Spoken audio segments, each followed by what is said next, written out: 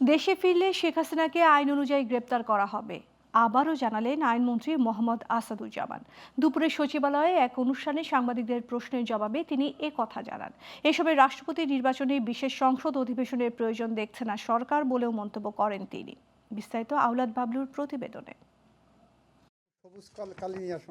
বৃহস্পতিবার সচিবালয়ে আইনগত সহায়তা প্রদান বিষয়ে এক সমঝোতা স্মারক স্বাক্ষর অনুষ্ঠানে অংশ নিয়ে সাংবাদিকদের প্রশ্নের মুখে সরকারের অবস্থান স্পষ্ট করেন আইনমন্ত্রী মোহাম্মদ আসাদুজ্জামান।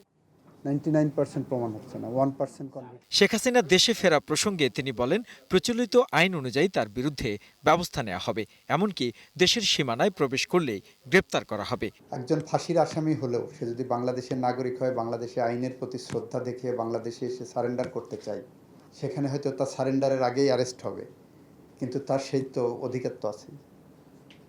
আসলে আসবেন, আইন তার নিজস্ব গতিতে চলবে, সেখানে তো আমাদের আইনের ব্যত্যয় করে আমরা কিছু করব না। আইন যেভাবে আমাদেরকে অথরিটি দিচ্ছে, আমরা সেই অথরিটি এক্সারসাইজ করব।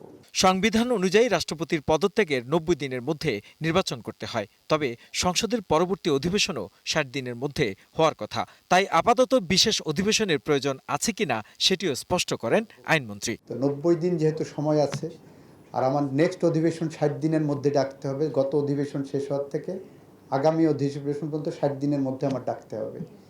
সুতরাং এই দুইটা টাইম যেহেতু ম্যাচ করছে, আমি সে কারণে বলছি বিশেষ অধিবেশনের আপাতত প্রয়োজনীয়তা দেখছি না। আন্তর্জাতিক অপরাধ ট্রাইব্যুনালের বিচার প্রক্রিয়া নিয়ে হিউম্যান রাইটস ওয়াচের সাম্প্রতিক প্রতিবেদন প্রসঙ্গে মন্ত্রী বলেন, বিষয়টি সরকার আমলে নিয়ে সর্বোচ্চ গুরুত্ব দিয়ে খতিয়ে দেখবে।